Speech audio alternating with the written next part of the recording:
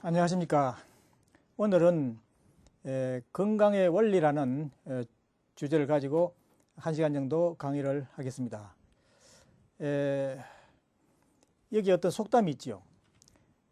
돈을 잃으면 조금 잃은 것이고 명예를 잃으면 많이 잃은 것이며 건강을 잃으면 몽땅 잃은 것이다, 이런 말이 있습니다. 건강이 그만큼 중요하다는 얘기입니다. 근데 여러분들은 이 건강에 대해서 어느 정도 자신이 있습니까? 근데 정부에서 나온 그 공식 통계를 보면은 우리나라 전체 국민의 약 50%는 난치병으로 고생을 하고 있다 하는 얘기입니다. 그렇다면 우리 국민들의 두 사람 중에 한 사람은 건강하지 못해서 결국은 행복하지 못하다, 이런 얘기 되겠습니다. 그러면 왜 이렇게 많은 사람들이 난치병으로 고생을 하고 있는가? 혹은 우리나라의 이 수많은 그런 종합병원과 골목골목에 약국이 절비한데 그 모든 약이라든지 시설들이 이러한 난치병을 결국은 해결하지 못하는가? 그런 얘기가 되겠습니다. 그러면 이러한 문제에 대한 좀 근본적인 이해를 위해서 여기 몇 가지 항목을 정리를 했습니다. 첫째, 이번 1시간 강의를 통해서 여기 있는 내용들을 여러분들이 이해를 하게 될 겁니다. 우선 왜 이렇게 인간이 건강하지 못하고 질병에 많이 걸리느냐 하는 데 대한 근본적인 이해를 위해서는 도대체 인간이 어떻게 시작된 것인가, 거기에 대한 문제는 결국은 이게 창조된 거냐 진화된 거냐 하는 근본적인 문제에 대한 해답을 얻어야 됩니다. 인간이 정말 미생물로부터 이렇게 진화되어서 오늘날 이렇게 된 건가, 아니면은 처음부터 인간은 이렇게 완벽한 존재로 창조된 것이냐. 이것은 현재까지 200년 동안 명쾌한 답을 내지 못하고 팽팽한 그러한 그 논쟁을 하고 있는 문제입니다. 그 다음에 그럼 본래의 인간이 어떠했길래 이렇게 많은 그런 질병에 약하냐, 창조될 때도 그런 어떤 문제점이 있는가, 어떻게 창조되었길래 그런가, 또는 진화가 되었다면 어떻게 해서 이러한 문제가 건강의 문제가 이렇게 취약한가, 이런 거를 한번 정리를 해 보겠습니다. 그리고 또 현재 인간이 병을 일으키는 그 원인에 대해서도 한번 정리를 해 보겠습니다. 그 다음에 이런 건강하지 못한 이런 수많은 그런 난치병에 대해서 현대의학과 자연의학, 그 다음에 또 여기 뭐 대체의학이라든지 대체의학,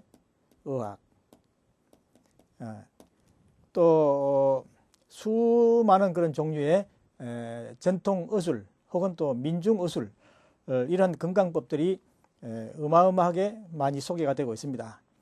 그러한 많은 방법들에 의해서 우리 건강이 얼마만큼 지켜지는가, 그에 대해서 이 치료와 치유라는 이런 개념을 또 정리할 필요가 있습니다. 치료라는 것은 하나의 그 증상을 없애주는 것이고, 치유라는 것은 근본적인 병의 뿌리를 없애는 것이기 때문에 병이 치유가 되는 것이 가장 바람직한 것이죠. 그러면 최종적으로 우리가 이 건강한 방향으로 우리가 살아가기 위해서는 어떻게 관리를 해야 되는가 하는 건강으로 가는 길에 대한 것을 소개를 하겠습니다. 그러면 다음 슬라이드에서 자, 인간이 생명이 어떻게 이게 이루어졌느냐, 시작이 어디냐, 생명의 기원이 어디냐 하는 것에 대해서는 여러분들이 학교 교과서에서는 진화론적인 그런 측면에서 공부를 해왔습니다. 말하자면은 어떤 물질에서 미생물이 만들어지고, 미생물에서 또 다시 뭐 고등생물로, 곤충으로, 동물로, 그래서 원숭이, 찐빤지라는 과정을 거쳐서 오늘날 우리 인간, 이러한 인간으로 진화가 되어 왔다. 그러한 이론인데, 나는 평생 과학자로서 연구도 하고 학생들을 가르쳐 왔지만은 지금 이 시점에서 생각해 볼 때 진화론은 대단히 짜맞추기식 대단히 무리한 주장이고 사실상 진화론을 과학적으로 검증한 증거는 아직 없습니다. 그래서 나는 이 창조론이 오히려 훨씬 논리적으로 과학적으로 설명이 가능하다고 보기 때문에 여기서는 여러분들은 이제 학교에서 이 진화론에 대한 것은 많이 공부를 했기 때문에 여기서는 생략하고 내가 창조론을 주장하는 그 이유와 그럼 창조를 했다면은 어떻게 창조를 했느냐 그런 거를 약간 설명하고 그 다음에 우리 인간의 이 건강에 대한 문제로 들어가겠습니다. 창조론은 조물주가 모든 것을 창조했다 이렇게 이제 설명을 하는 건데 무조건하고 어떤 방법도 없이 설계도도 없이 창조한 게 아니고 이 법칙과 공식으로 창조를 했다 이렇게 설명할 수 있고 그 다음에 음장 혹은 플러스 마이너스 플러스 혹은 마음과 몸의 이 주체와 대상 관계 마음이 주체고 몸이 대상이다 하는 얘기입니다. 그래서 이 몸과 마음의 이 주체와 대상이 아주 그 수수작용을 원활하게 잘 하게 되면은 건강을 하게 되는데 여기서 어떤 수수작용이 잘 일어나지 않거나 균형이 망가지면 병이 생긴다 이렇게 설명을 할 수 있습니다. 그 다음에 이 생명이라는 것은 처음부터 완전하게 창조를 했다. 왜냐하면은 불완전하면은 그것은 생존이 불가능합니다. 그렇기 때문에 오늘날 우리가 존재하는 이러한 형태로서 완전하게 창조를 했다 이렇게 볼 수 있고 그 다음에 이 완전한 창조를 위해서 우리 인체 내에는 면역체계라고 하는 아주 복잡한 그러한 자체 방어력을 가지고 있습니다. 외부에서 어떠한 미생물이라든지 이런 독성 물질이 들어오더라도 우리가 그걸 해독하기 위해서 이러한 면역체계가 아주 완벽하게 구축이 되어 있습니다. 근데 이 면역체계라는 것은 마음과 영양과 운동이라고 하는 이 3대 요인이 잘 조화를 이룰 때 면역체계가 활성화된다. 그래서 우리가 건강을 지켜나갈 수 있다. 이렇게 설명할 수 있겠습니다. 그 다음에 또 우리 생명이라는 것은 3의 수로 완성이 되어 있다. 3의 수로 완성이 있다. 이건 어떤 근거에 의해서 이렇게 하냐면 우리의 세포 안에 들어있는 그 유전자 DNA의 그 코드를 보면은 3개씩 염기가 짝을 지으면서 이것이 기능을 해가지고 아미노산을 끌고 오고 그래서 이게 단백질을 만들어서 세포의 모든 기능이 재생이 되고 운행이 되도록 이렇게 되어 있습니다. 그래서 우리 인체는 3의 수에 의해서 완성이 되어 있다 이렇게 볼 수 있고 또 하나의 그 근거로서는 모든 종교의 그 근본이 되는 그걸 보면은 3의 수로서 짜여져 있습니다. 예를 들면 불교에서도 삼신불로 되어 있고 기독교에도 삼위일체로 되어 있고 그 다음에 우리의 그 전통 사상에서도 환인, 환웅, 황금 이러한 그 삼신 사상으로서 이렇게 그 종교의 구조가 짜여져 있습니다. 그 다음에 어떻게 창조했느냐? 이건 보기 싫게 창조한 게 아니고 아주 예쁘게 창조를 했다. 그건 왜 그러냐? 서로 상대가 있기 때문에 기쁨을 서로 주고받을 수 있는 그러한 상대로 만들었기 때문에 예쁘게 창조를 했다. 이렇게 얘기할 수 있고 이것이 다 공식입니다. 그 다음에 또 하나하나의 어떤 존재를 창조할 때에 목적을 가지고 있어요. 두 가지 목적. 그건 뭐냐면 개체 목적과 전체 목적. 이 두 가지가 서로 협조적인 관계를 이룰 때 건강이 유지되도록 그리고 생태계가 안정이 되도록 이렇게 만들어 놨어요. 예를 들면 우리 개인을 볼 때 나 개인이 추구하는 그런 개인적인 어떤 욕구가 있죠. 근데 내 개인적인 욕구만 너무 추구하다 보면은 이웃 간의 충돌이 일어날 수 있고, 그렇기 때문에 내 개인의 욕구를 충족하면서 추구하면서 또 가정의 어떤 조화를 이루어야 되고, 또 그것이 이웃과 사회, 국가를 위해서 항상 이것이 협조적인 그런 안정된 관계를 유지할 수 있도록 이렇게 창조가 돼 있다, 이렇게 보는 겁니다. 이러한 그 창조의 법칙을 이해를 한다면은 우리가 이제 건강을 어떻게 하면은 가능한가 하는 것을 이제 이해할 수 있는데, 그러면 이제 우리가 병이 생겼다. 그럼 왜 병이 생겼느냐 하는 것을 한번 본다면은 이 창조의 법칙에서 이탈될 때 그것이 바로 균형의 파괴. 그래서 거기서 오는 어떤 질병 상태가 발생하게 된다. 또 하나는 주체와 이 대상이 원활한 그런 수소관계를 하지 못하고 수소작용을 하지 못하고 질서가 파괴됐을 때 여기에 또 어떤 병이 생길 수 있다. 그리고 또 하나는 이 죄악을 짓게 되면은 그것이 바로 고통으로 이렇게 나타나게 된다. 이것은 비록 종교에서만 얘기하는 것이 아니고 우리가 실제로 어떤 마음의 상처, 마음의 고통 이런 것이 계속 쌓이게 되면은 그것이 신경을 압박하고, 또 신경이 압박되면은 그 다음에 호르몬, 면역체계, 신진대사 이런 데 이상이 와가지고 결국은 질병이 발생하게 된다 하는 겁니다. 그럼 이제 이러한 어떤 창조의 법칙과 공식이 파괴되고 이탈되고 그렇게 되면은 이제 병이 생기는데, 그러면 그 병을 고치려면 어떻게 해야 되느냐? 바로 창조의 법칙과 목적 그 상태로, 원래의 상태로 되돌아가면은 병이 낫게 돼 있다 이겁니다. 이건 대단히 하나의 그 철학적인 얘기고 형이상학적인 그런 얘기가 되죠.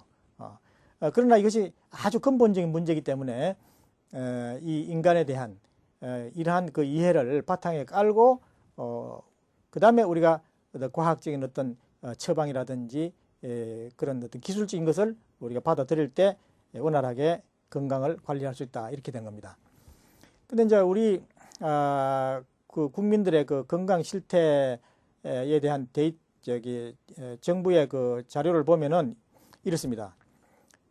이게 2003년도에 국민 건강 실태라고 해서 이게 신문에 보도된 건데, 전체 국민의 46%가 만성 질환으로 고생을 하고 있다 입니다.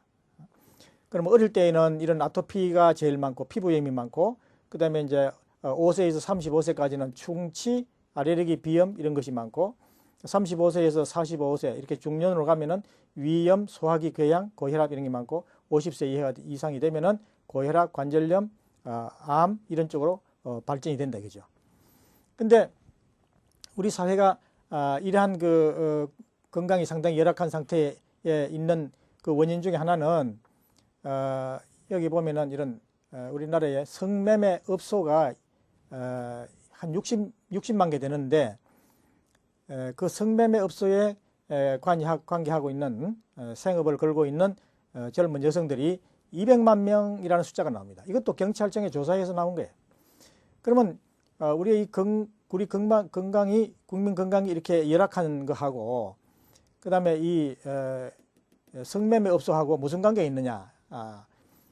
비단 성매매 업소뿐만 아니고 내가 이 성매매 업소를 하나의 예를 들어서 이렇게 설명하는 것은 뭐냐면은, 우리의 모든 이 건강의 근본이 어디서부터 시작되느냐 하면은 잉태 과정, 또 잉태하기 전 상태, 거기서부터 정자, 난자, 그리고 수정, 착상 과정, 거기에서 이런 난치병에 이런 문제가 생기기 때문에 우리 사회에 이러한 그 성매매 관련 이런 업소가, 퇴폐 업소가 이렇게 많다는 것은 우리 국민들에게 많은 그 건강상의 오염의 원천이 되고 있다, 그렇게 생각을 하는 것입니다. 그리고 천식 환자가 지금 200만 명이나 되고 있습니다. 그리고 또 건강보험 체납자가 2005년도에 345만 명이나 됐어요. 이렇게 우리 국민 전체의 건강 상태가 열악하다 이겁니다. 우선 이러한 자료를 이해를 하고, 그 다음에 최근에 언론에 많이 보도되고 있는 이런 그 조류 인플루엔자에 대한 것을 상당히 우리가 걱정을 하고 있는데, 이것은 역사적으로 보더라도 굉장히 그 어마어마한 많은 사람들이 이런 바이러스 전염병에 의해서 수백만 명, 수천만 명 희생되는 그런 사건들이 많이 있었습니다. 그리고 앞으로 환경이 점점 더 나빠져 가지고 이런 바이러스에 의한 이런 전염병이 우려되고 있는데, 이러한 엄청난 재앙이 닥쳐올 때에 가장 효율적으로 대처할 수 있는 게 뭔가, 그겁니다. 그래서 여기에 대해서 내가 이제 주장하는 것은 오줌이다 하는 걸 얘기합니다. 오줌. 여기에 대해서는 이제 차차 자료를 가지고 설명하겠고, 그럼 다음에 지금 제약 회사에서 조류 인플루엔자에 대한 그 치료제를 개발해 가지고 사용을 했는데, 유명한 스위스의 제약 회사 로슈라는 데서 만든 것이 타미플루라는 게 있는데, 이거를 일본에서 먹고 일본 어린이가 12명이 사망을 했어요. 그리고 또 FDA 측 조사에서도 이걸 쭉 조사를 해보니까 12명 중에 뭐 1명은 자살이고 4명은 뭐 돌연사고 4명은 심장마비고 또 폐렴과 질식이 뭐 1명이고 췌장염이 1명이다 이렇게 발표를 했지만은 어쨌든 이런 치료제를 먹고 그 부작용이 심해가지고 너무나 큰 사건이 됐다 이겁니다. 그리고 약이라는 것은 항상 이러한 그 부작용이 엄청나게 따르기 때문에 가능하면 우리가 약을 먹지 않고 우리 몸에 본래부터 가지고 있는 이 자연 치유력을 활성화시켜 가지고 우리 몸 스스로가 예방하도록 하는 것, 그것이 가장 좋다 이렇게 볼 수 있습니다. 근데 이제 우리나라 의료보험비에서 지출되는 거를 보니까 감기 한 품목에서 1년에 1조 9천억 원이라는 돈이 지출되고 있습니다. 감기 한 품목에서 이만한 돈이 나간다 이거죠. 그래서 이제 이런 감기 약을 많이 먹게 되면은 신장이나 이런 그 소화기 계통이라든지 이런 부작용이 상당히 많기 때문에 감기약을 많이 먹게 되는 것은 사실 바람직하지 않죠. 그래서 약국을 하는 사람들이나 또는 의사들은 진작 자기 가족들에게는 감기약이라든지 이런 것을 극히 제한하고 먹지 않도록 하고 있습니다. 이러한 그 열악한 우리의 그 국민들의 이러한 그 건강 실태를 보아서 우리가 알 수 있겠지만은 현대의학이 엄청난 발전을 했고 어마어마한 그런 시설과 전문 의사들이 많이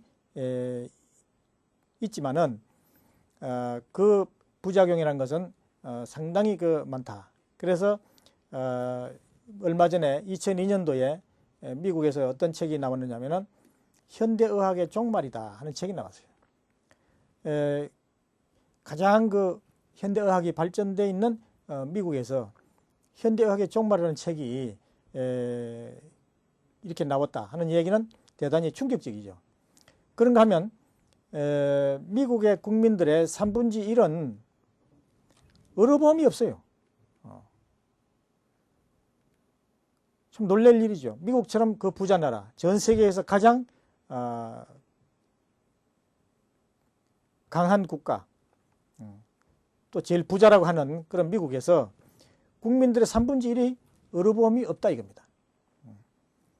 그래서 그곳에 있는 우리 한국 교민들도 대단히 그 건강이 열악한 상태에 처해 있습니다.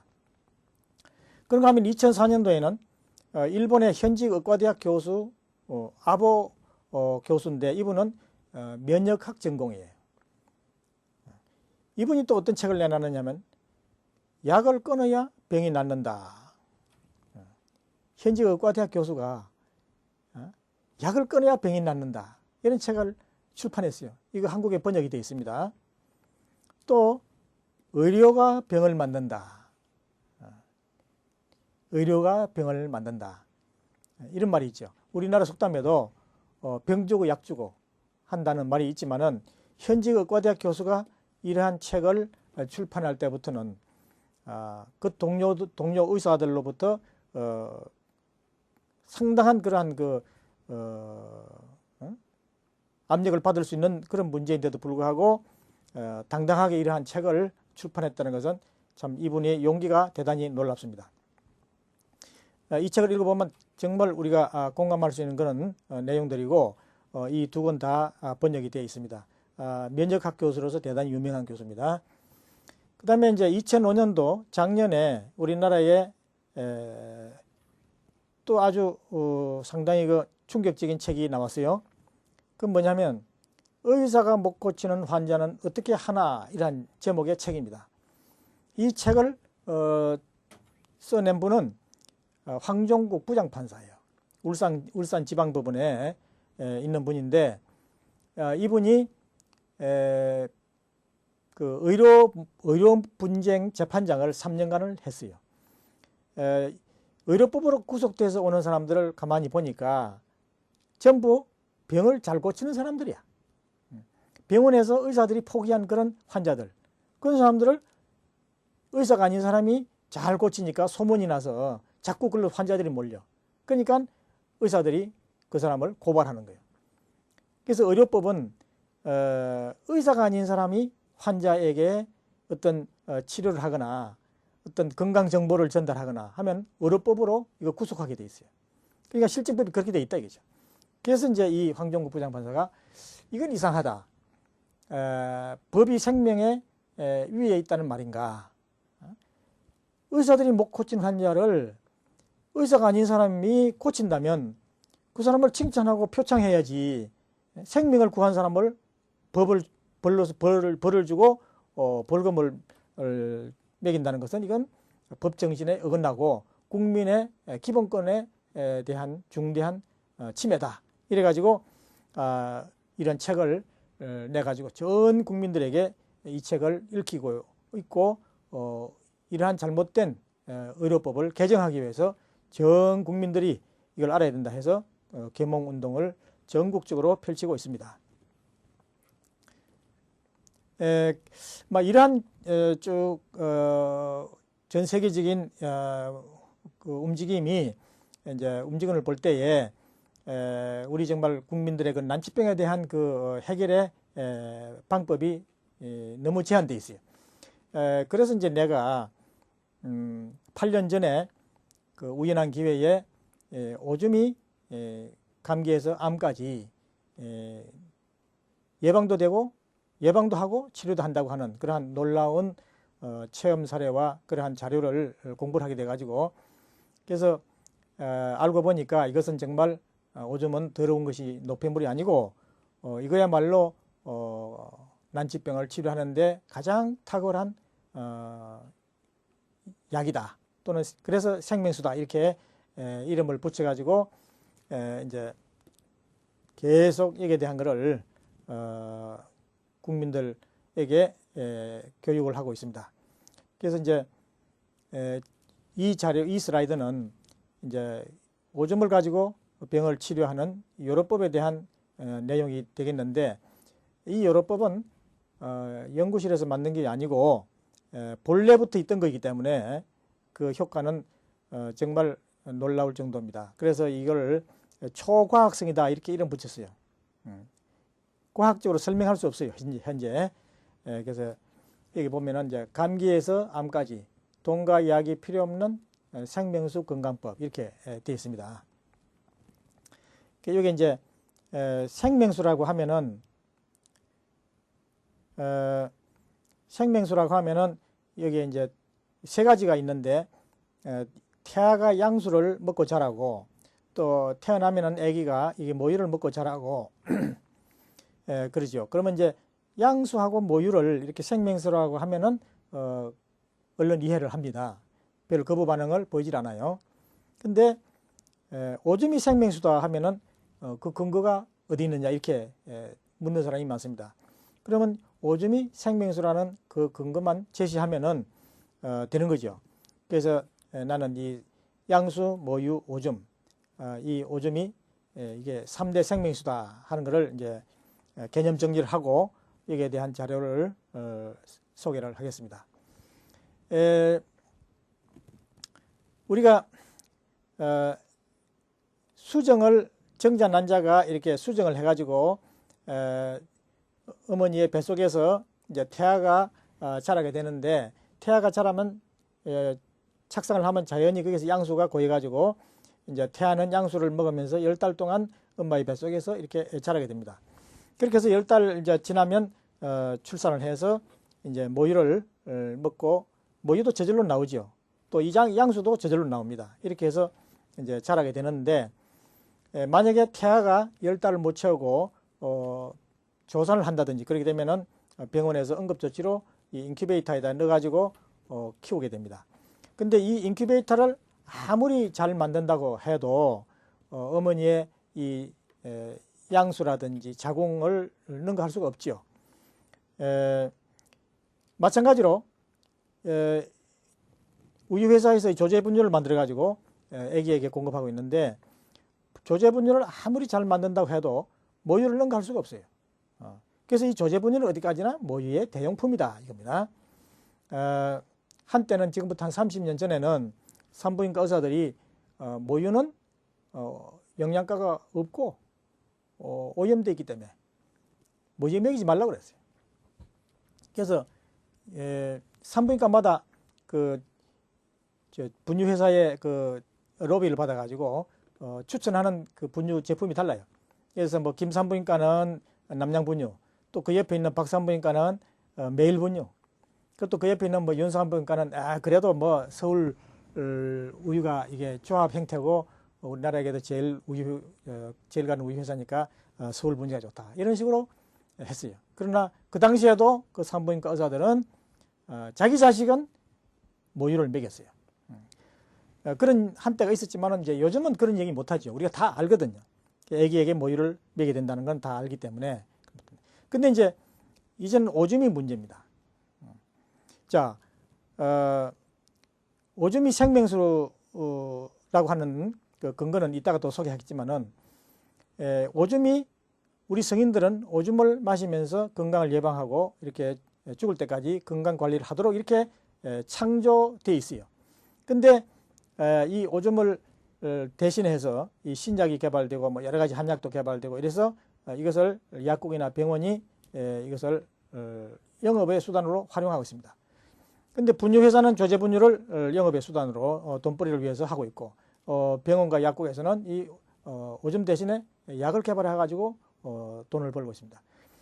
근데 본래는 우리가 이 오줌 가지고 감기에서 암까지 이렇게 자기 스스로 치료를 할 수 있게끔 되어 있는 겁니다. 여기에 대한 근거는 많은 자료를 보고 알 수 있어요. 오줌에 대해서 왜 이렇게 노폐물이다, 이렇게 혐오감을 가지게 됐느냐 하는 것은 결국은 이게 교육이 잘못됐다, 이렇게 보는 겁니다. 이 오줌 자체가 더럽다고 하는 그런 그 과학적인 근거는 아무것도 없어요. 우리 생물체에 대한 거를 한번 정리를 해봤는데, 자, 사람의 오줌이다, 이게요. 휴먼 유린. 이걸 우리 조선시대에는 여혈이라고 표기를 했어요. 여혈. 굉장히 좋은 말이죠. 그런가 하면 또 다른 데서는 또 생명수라고 이렇게 표기를 했어요. 사실은 여혈이라는 것이 잉여, 혈액이 남아서 흘러나가는 거다. 아주 정말 좋은 표현입니다. 그 다음에 동물의 오줌도 애니멀 유린 해가지고 이거는 또 작물의 비료라든지 대체 농약으로도 이렇게 활용을 하고 있어요. 그 다음에 또 플랜트 유린이랬어요. 플랜트 유린. 식물의 오줌이다, 이게. 지금 그 2월달 되면은 저 지리산이나 혹은 또 저 해인사 남쪽으로 이런 데 내려가면은 이 고로쇠나무에서 나오는 물을 수액을 받아가지고 많이 마십니다. 고로쇠나무는 1년에 한 번 오줌을 넣는데 이것이 바로 플랜트 유린이죠. 또 뿐만 아니고 식물에서 그 어떤 나오는 향기, 또 피톤치드, 그 다음에 아로마, 그 오일, 꽃의 향기, 이런 것이 모여가지고 그런 걸 축출해서 이게 아로마 세라피, 아로마로 사용하고 있는데, 이런 것이 뭐냐? 식물의 오줌이라 이렇게 볼 수 있는 겁니다. 생리학적으로 봤을 때. 그 다음에 또 미생물도 오줌이다. 미생물의 오줌이다. 마이크로비알 유린이다, 이게. 이건 뭐냐? 자, 여러분들이 식초를 먹죠. 식초라는 게 뭡니까? 식초를 만드는 그 초상균이 아세토박타, 초상균이 배지를 영양소를 먹고 배설해 놓은 것이 시큼한 식초라고 볼 수 있는 거고, 그 다음에 이 요구르트라는 것도 따지고 보면 유산균이 먹고 배설해 놓은 것이 시큼한 요구르트가 되어 있다 하는 얘기입니다. 그 다음에 김치도 시큼하게 되는 거죠. 씌어지는 거죠. 그러면 김치에 유산균이 무럭무럭 자라가지고 오줌으로 배설한 유산이라는 거, 그것이 김치의 맛을 내게 해준다, 이렇게 볼 수 있는 거예요. 전문가의 눈으로 볼 때는 미생물의 오줌이나 식물의 오줌이나 동물의 오줌이나 사람의 오줌이나 오줌이라는 것이 이렇게 다 굉장히 유익한 거고 좋은 거다, 이렇게 볼 수 있습니다. 뿐만 아니라 이 오줌에 대한 것은 종교의 경전에 기록이 되어 있어요. 힌두교, 인도 힌두교 경전에 보면은 5,000년 전에 기록된 거라고 하는데, 이게 시반부라고 있어요. 시반부를 먹으면 노화가 예방이 되고 신선처럼 된다. 107건데 아주 상세하게 기록이 되어 있어요. 그 다음에 또 그 부처님 말씀 중에 불안약을 마셔라, 그런 말이 있습니다. 불안약. 불안약이 뭐냐 하니까 이것이 오줌이라 이겁니다. 그래서 인천 용화사의 그 송담 스님은 부처님의 오줌 건강법에 대해서 여러 차례 강의한 그런 그 테이프를 만들어 놓고 있습니다. 그래서 불교의 스님들이 이 오줌 건강법을 아주 오래전부터 많이들 하고 있습니다. 그 다음에 기독교 성경에도 잠언 5장 15절, 요한계시록 22장 17절에 생명수를 마시라, 생명수를 마시라, 이렇게 기록이 되어 있는데, 이것이 히브리어로 된 그 원전에는 오줌으로 이렇게 표기가 되어 있다 이겁니다. 그 성서학자들 번역해 놓은 걸 보면은 이 종교의 이런 경전에서 이렇게 다 오줌을 이렇게 생명수로 표기를 하고 있기 때문에 오줌이 생명수라는 것은 분명하다, 이렇게 볼 수 있습니다. 그리고 400년 전에 지어진 이 동의보감에도 오줌에 대해서 성질이 차고 맛은 짜며 독이 없으니 피로의 갈증과 기침을 거치게 하고 심폐를 윤활하게 하고 혈맹과 열광과 박송과 어혈로 어지러운 정서를 치료하며 눈을 밝히고 소리를 더하며 기부를 윤택하게 하고 폐위와 기침을 치료한다, 이렇게 돼 있어요. 또 화를 내리게 하는 것이 가장 빠르다, 이렇게 되어 있습니다. 벌써 400년 전에 우리 허준 선생님은 동의보감에 오줌의 이런 여러 가지 우리 건강에 대한 효과를 이렇게 설명해 놓고 있기 때문에, 조선시대에는 서당에서 마을에 그 학생들이 모이면 서당 선생님이 이런 큰 사발을 가지고 아이들의 오줌을 받아가지고 아이들에게도 이렇게 조금씩 먹이고 선생님은 한 사발 마시고 그렇게 했다는 그런 얘기를 많이 듣고 있습니다. 그 다음에 1981년 학원사가 출판한 책 중에 현대의학이라는 책이 있어요. 이거 제6권 594페이지에 보면은 오줌에 대한 건강 효과에 대한 쭉 설명이 되어 있어요. 이게 명의 333인이 공동 저술한 책인데, 거기에 보면은 정력에 좋고 노화 방지 효과가 있다, 이렇게 되어 있고, 80세 노파가 40대의 정력을 유지하고 있어서 그 이유를 알아보니 남자아이의 오줌을 49년간이나 마셨더라 하는 얘기입니다. 그 다음에 오줌에는 이런 성호르몬 이런 것이 들어있고, 그래서 이걸 마시면은 잠도 잘 자고 식욕이 정진되고 성욕이 왕성해지고 여성의 기미나 주름깨가 이게 없어지고 원기가 왕성해지고 애정이 강해진다, 이렇게 기록이 되어 있어요. 그 외에도 뭐 외국에서도 이런 오줌 건강법에 대한 보도가 많습니다. 이것도 2003년도 타임지에 장수하려면 오줌을 마시라 하는 것이 이렇게 나와 있고, 그 다음에 임상을 하는 의사들이 이 오줌 건강법을 가지고 난치병을 치료하면서 경험한 그런 임상 기록을 책으로 만들어 놓은 것이 많이 있습니다.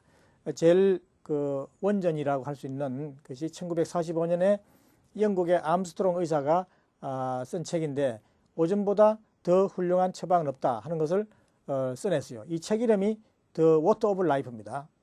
The Water of Life. 우리말로 번역하면 생명수가 되죠.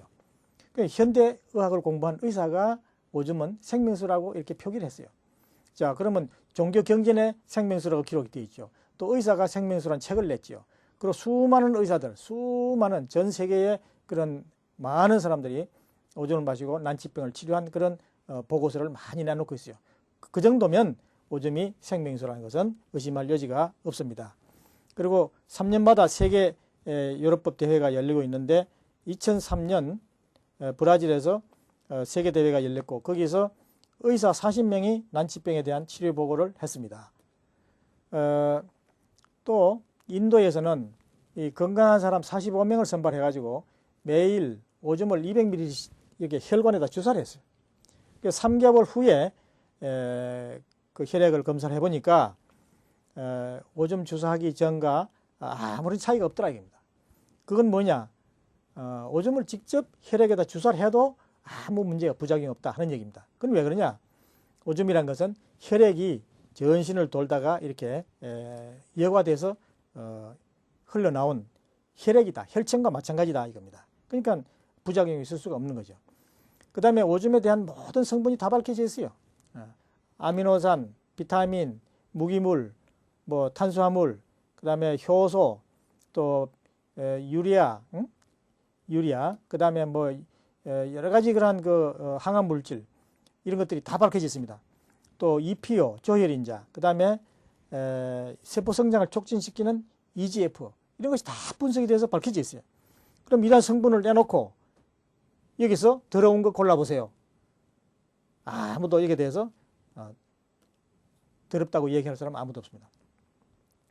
그 다음에 이제 오줌에 들어있는 이런 그 EGF라고 하는 세포 성장을 촉진시키는 이러한 그 물질이 이거 교과서에 다하게 나와 있는 겁니다. 2살부터 16살 사이에 제일 많이 들어있다 이겁니다.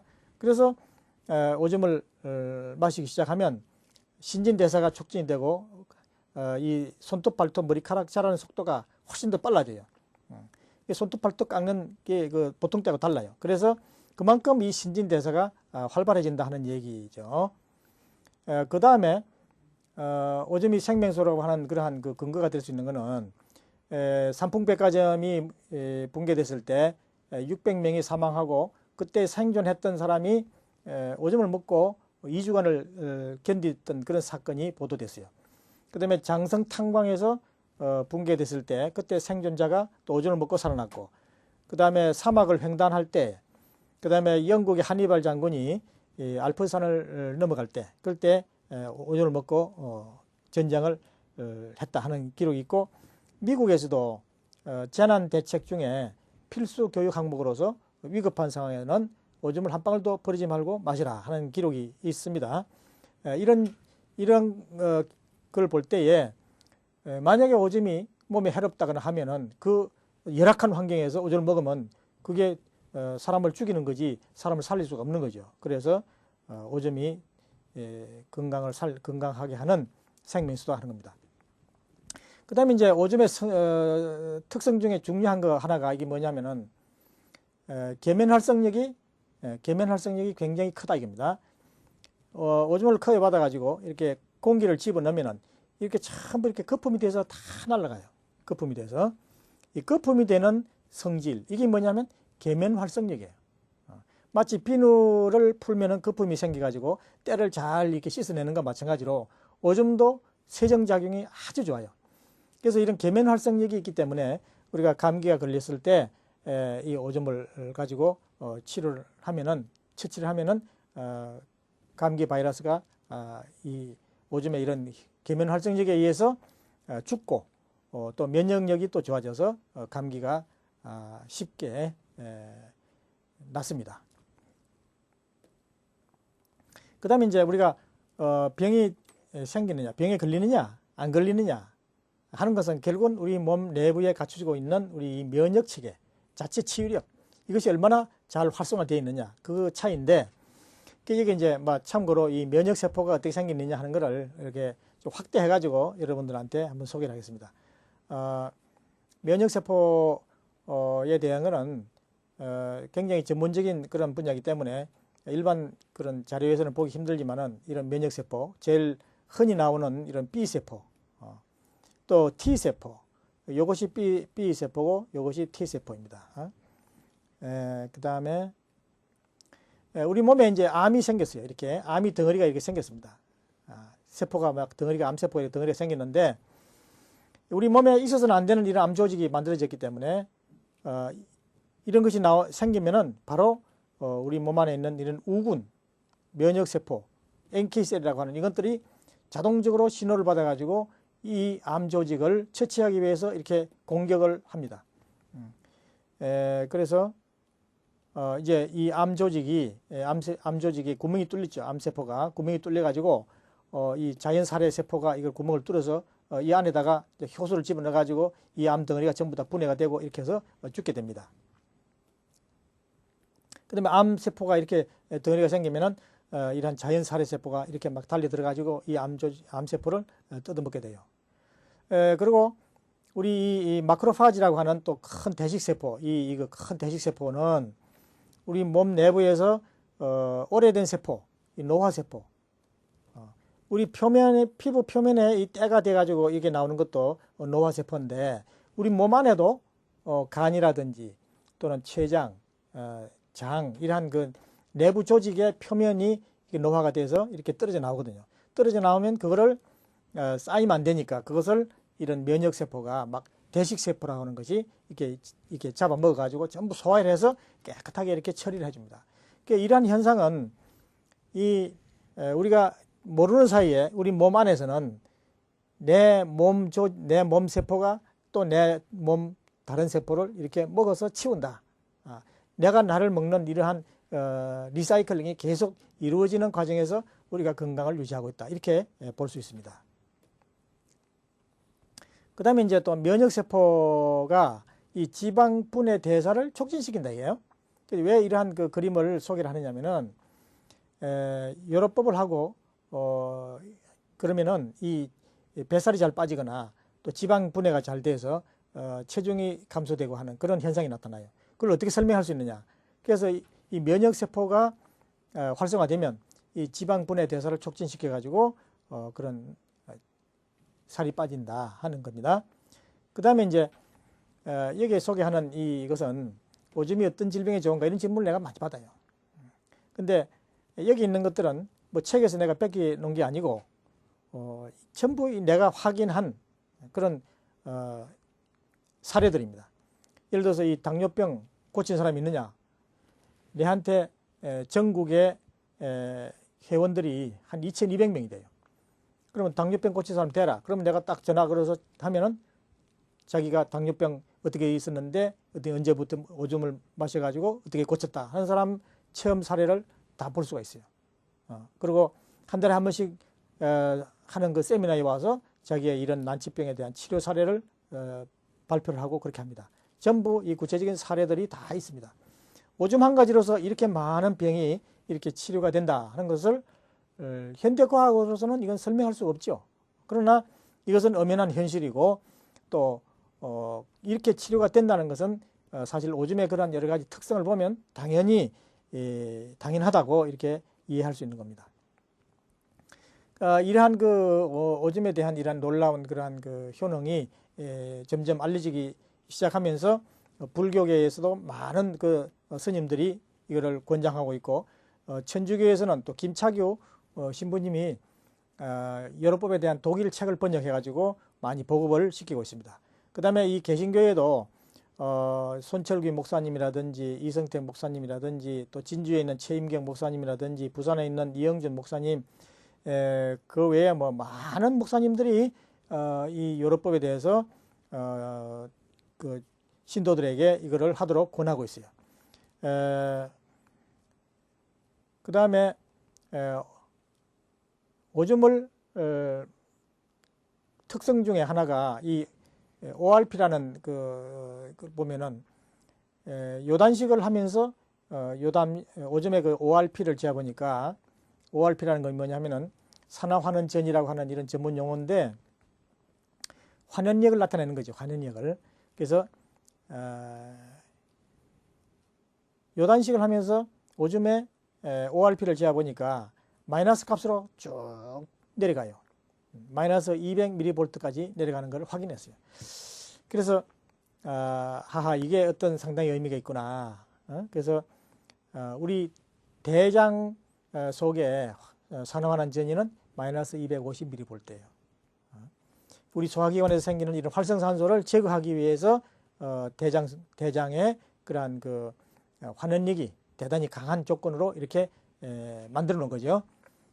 그래서 요즘 정수기 신문에 보면은 뭐 ORP가 마이너스 150 혹은 마이너스 300 이렇게 된다.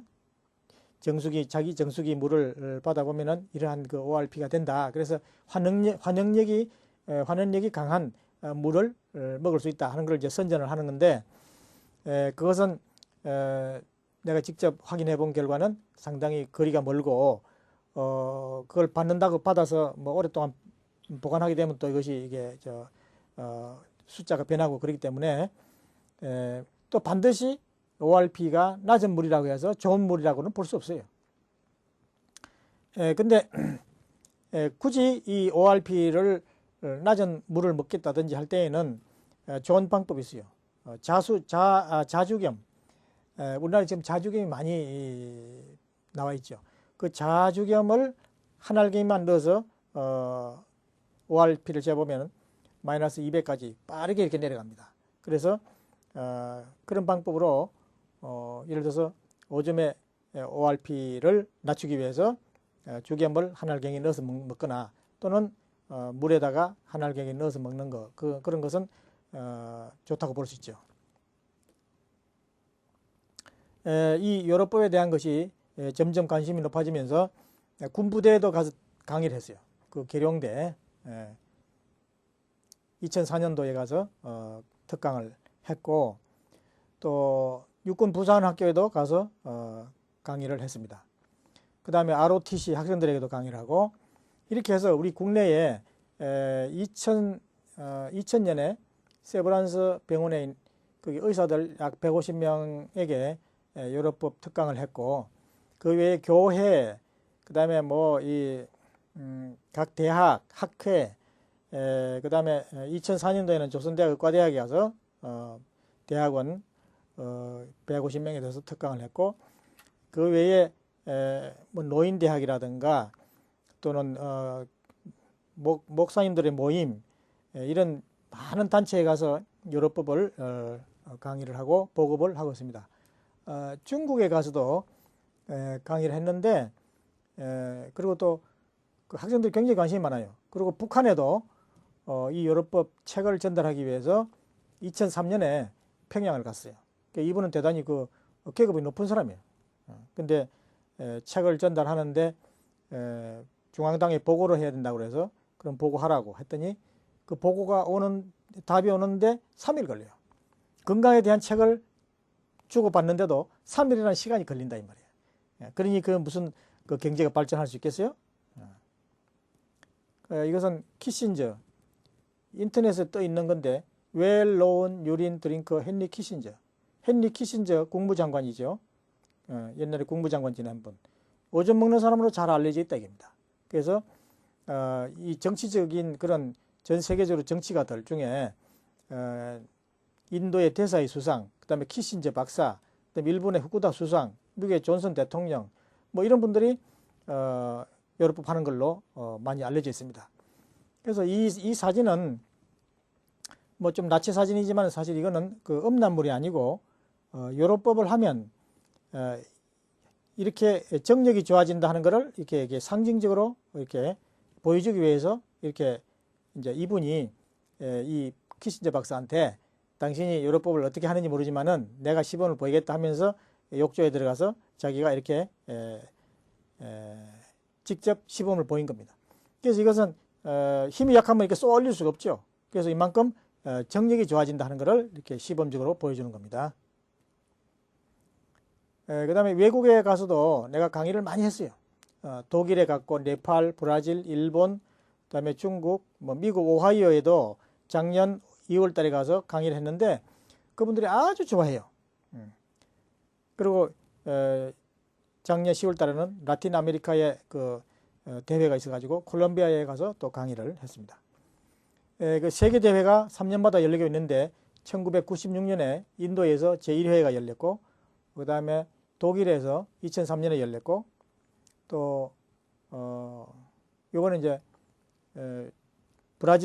미국에서 2005년 작년도 미국에 가서 강의하고 1시간 강의하고 나서 그 다음에 각자 오점을 받아가지고 와서 전부 건배를 하고 오점에 대한 내가 그 평가를 하고 그 사진입니다.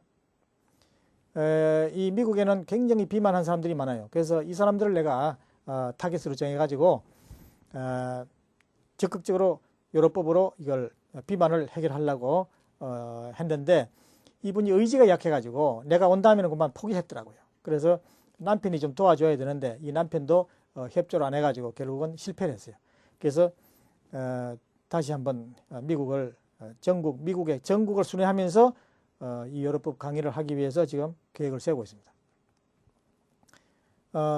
목사님들이 한 200명인 연수회가 있어가지고 강의를 해달라고 해서 했고, 그 다음에 이거 인천영화사에 강의를 한 거고, 그 다음에 이제 2004년도에 국회의사당에서 이 요로법을 국민건강법으로 법률로 이걸 제정해야 된다 하는 것을 주장하기 위해서 국회의사당에서 심포지엄을 한 겁니다.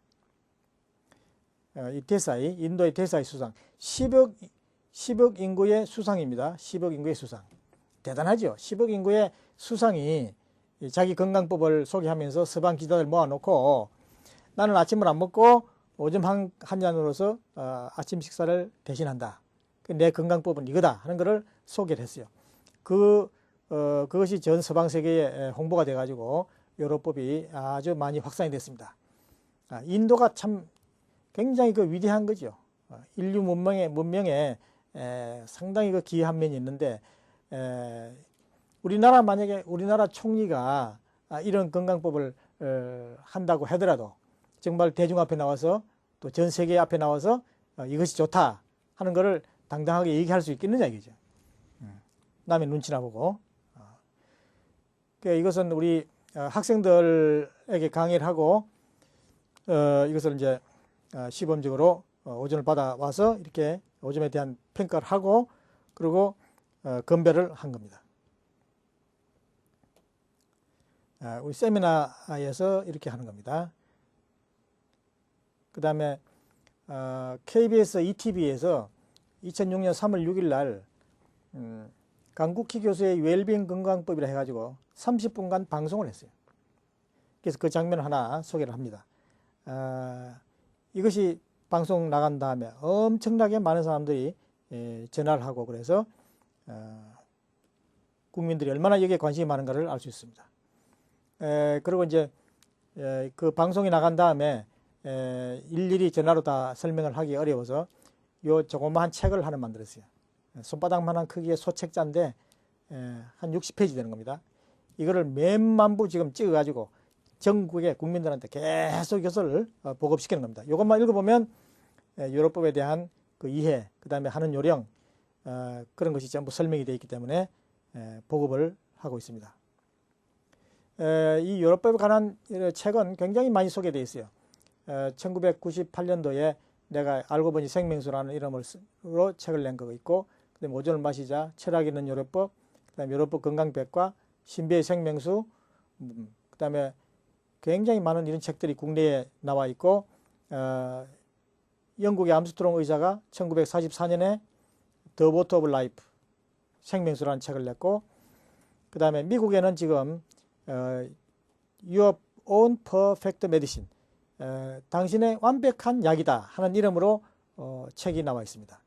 그 다음에 호주에 있는 분이 The Holy Water라는 이름으로 책을 냈고, 인도에도 많은 책이 나와 있는데 아마롤리라고 해서 나와 있고, 알고 보니 The Water of Life, 이거는 내가 쓴 책인데 영어로 썼어요. 조그만 책인데 알고 보니 오줌이 더러운 것이 아니라 생명수다 하는 얘기입니다.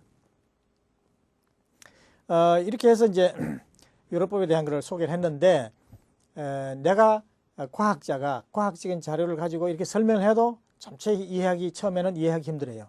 그래서 이 요로법을 어떻게 이해를 해야 되느냐 하면은, 이거는 우선 철학적으로 이해를 할 필요가 있어요.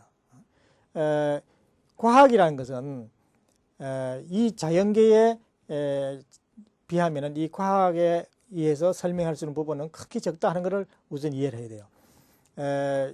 여기에 카이스트의 총장 러플린 박사가 어떤 얘기를 했느냐면 자연계에서 좁은 과학의 잣대로 설명할 수 있는 것은 극히 적다. 이 어마어마한 자연계에서 과학으로서 설명할 수 있는 것은 극히 일부분에 지나지 않는다 그 얘기예요. 그 다음에 또 노벨 수상자 중에 그 스위스 치리 대학 교수가 한 말인데 과학에는 이론과 현장이 일치하지 않는 경우가 수도 없이 많다 이게요.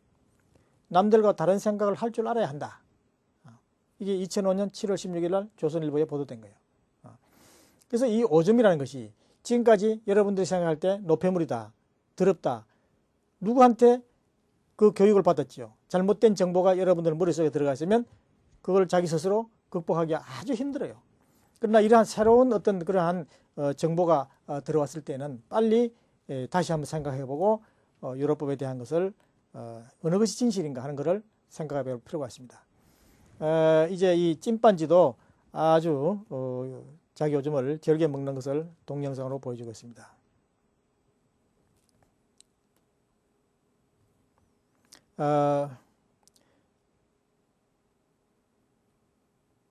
이상으로서 내 강의를 모두 마치겠습니다.